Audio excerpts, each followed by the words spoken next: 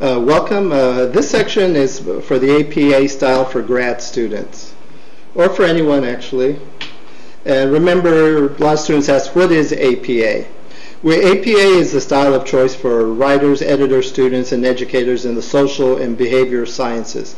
It provides invaluable guidance for all aspects of the writing process, from the ethics of authorship to the word choice that best reduce bias in the language. And I got this straight from the APA manual. And what is APA? Again, it's the most commonly used format for writing manuscripts in the social sciences. And what is it? These are the basics for APA. It covers the language and the paper formats. It will cover your title page, your headers and subtitles,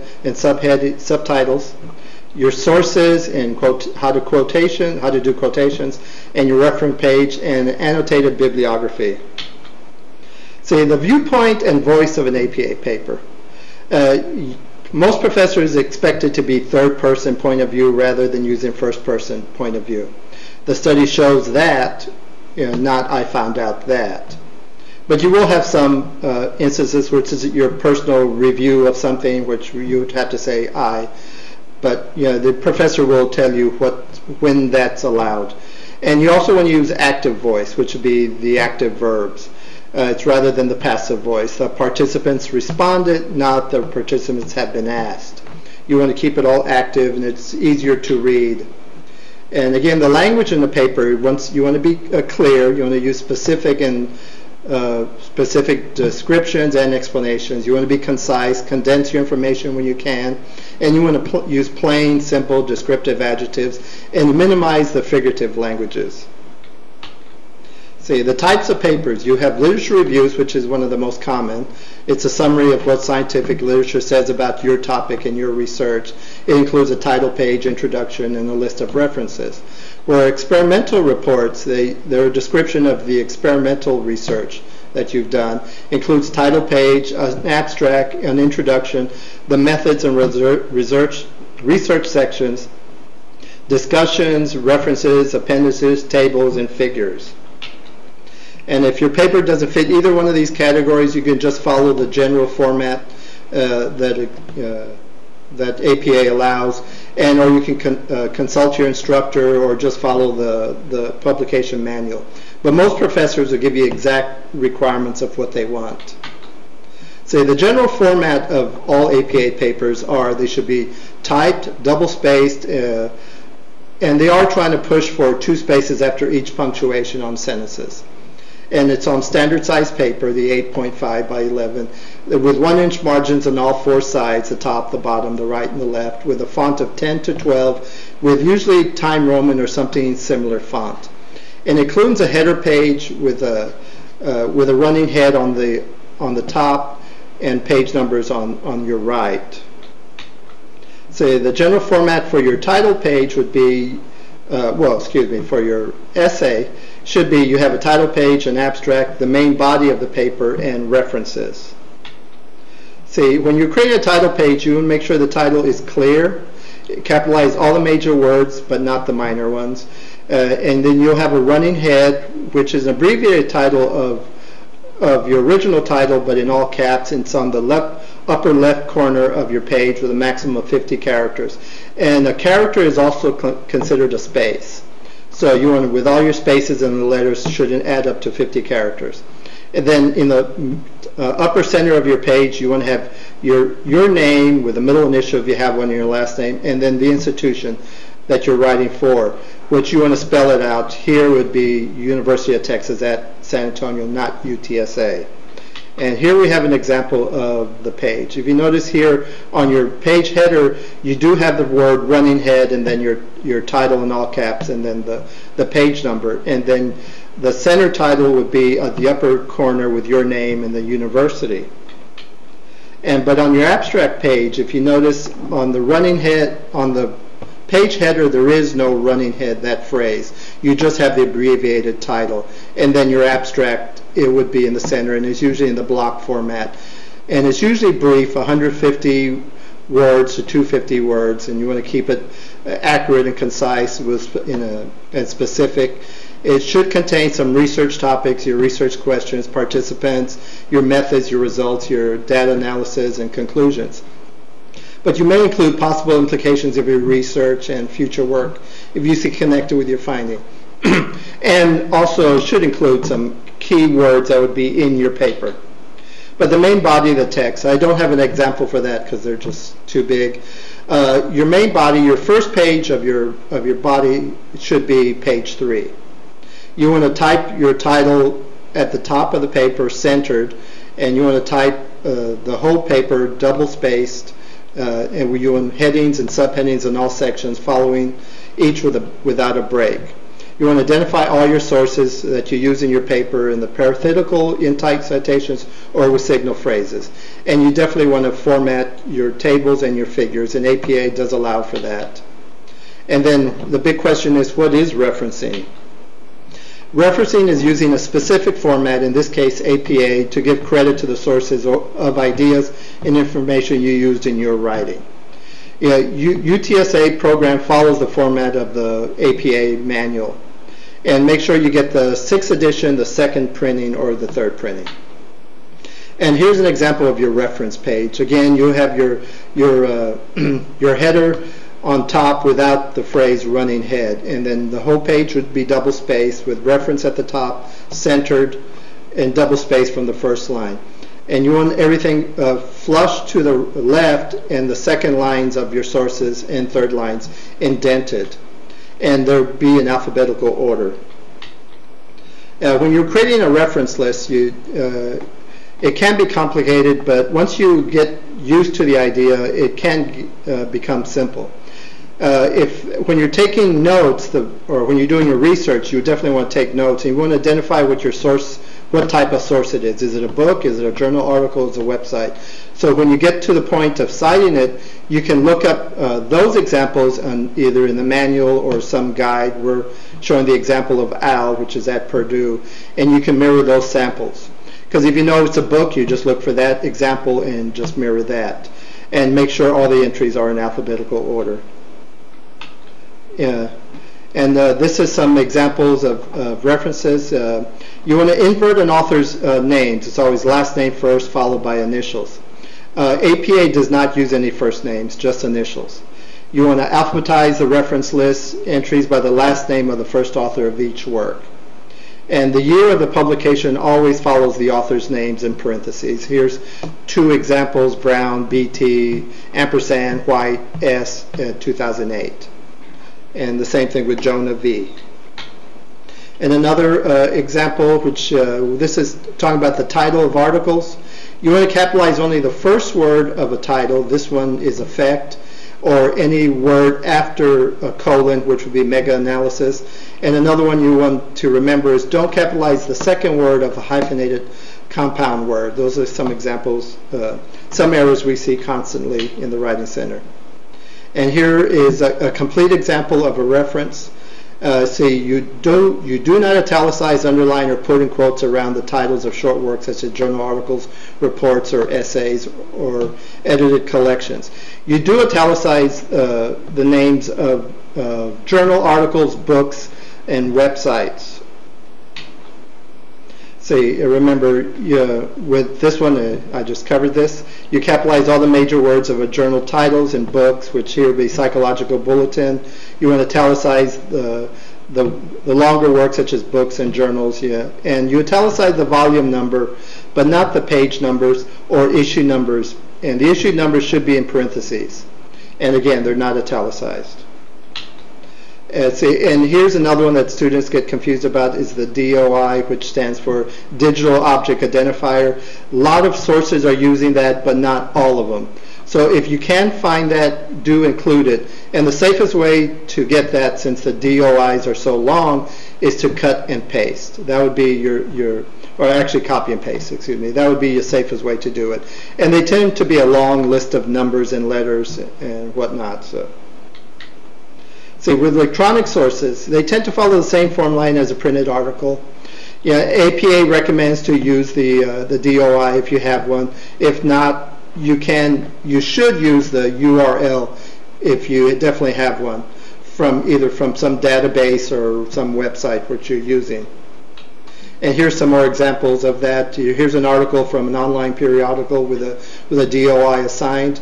You notice it has your authors in last name, first name, or last and first initial, then your year, then your title, which is it's not in italicized or in quotes or underlined, but the journal article is, the journal of the name is human brain mapping, plus your volume, which is 12, then your page numbers, and then your DOI behind it.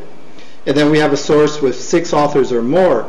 With 6 or more authors, you can actually drop the 7th, 8th, and 9th author and just replace it with a ellipsis.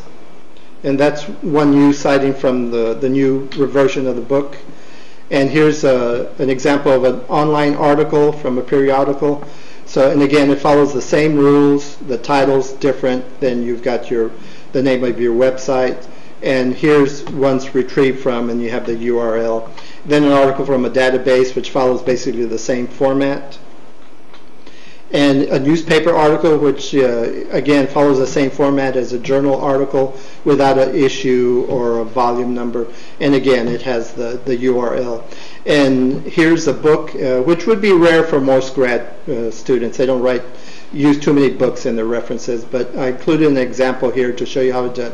The title of the book is italicized, then you have the city that it was published in, and then the publisher.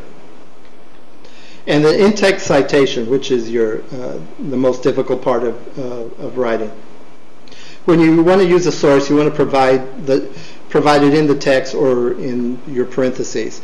The in the text would be a signal phrase, or you can use it in parentheses, which would be your parenthetical information. You want to use the author's name and the date of publication near the author's names. You want to put quotes and paraphrases and provide the page numbers as well. See, the format for most quotes is that you can put it in a signal phrase with the author's name, the date, and that the author states the traumatic response frequently entails, and then the quote. Since you have a direct quote, you definitely want a page number, and the page numbers always include a P period, then the number with a period following the parentheses. Or you can include all that information in your parentheses at the end of the sentence. And since you do have a direct quote, you want to keep the page number in there. See, and if you have, there are several formats for summarizing or paraphrasing. You definitely want to provide the author's last name and the year, as always. It's either in the parentheses or in your signal phrase. See. And again, it's continued with the formatting. You want to include the author's names in the signal phrase followed by the year of the publication. As shows this, if you have more than one author, you can use @L, but always include the dates with it and whatnot in your signal phrase or in your parentheses. See, when including a quotation in a summary or phrase, also provide page numbers in parentheses after the quotation.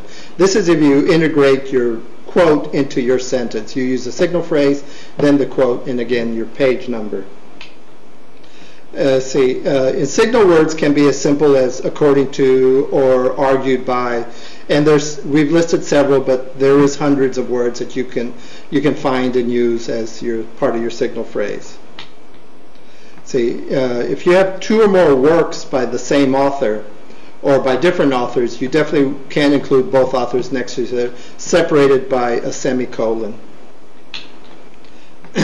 And again, we'll continue with 2 or more authors. When citing a work by 2 or more authors, use "and" in your signal phrase or ampersand in the parentheses.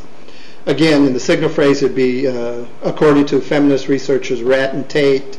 There you use "and," but if you're putting that same 2 authors in parentheses, you would use the ampersand instead of the word "and." Say again, if you have 3 or more authors, 3 to 5 authors, when you're citing them in your parentheses, it's basically, you can use "and" if you want, but you can use the ampersand if you want, or you can replace them with @L if after the first time you've included it. See, when you have 6 or more authors, this is where you can just go straight to the @L. Even the first time you mention Smith, you can just include .l and the year, with never mentioning all the authors except on your reference page. So, and if you have an author, a work of an unknown author, the best way to deal with that is using either the title in your signal phrase, where here, according to Indiana joins federal accountability systems, and then the date, or you can abbreviate it in your signal phrase, put the title, the main word in titles in quotes, or if it's a book or a magazine, you can just include it in your parentheses. Make sure it's italicized, again, with the year. See, in-text citations, when you're organizing, a citing from an organization, mention the organization the first time when you cite the source in the signal phrase or the parenthetical citation, such as the data collected by the Food and Drug Administration in 2008 confirmed that. Or if it's a well-known abbreviation, you can just say FDA instead. But a lot of professors want you to introduce the abbreviation first by saying Food and Drug Administration, in parentheses put FDA confirmed, and then the next time you mention the FDA, you can mention FDA experts tested. And see, and when you have a same author, the same last name of different authors, you definitely want to include their first initial with that. And then if you have two or more works by the same author, you can use the lowercase letters A, B, C, or D, however you do, but next to the year.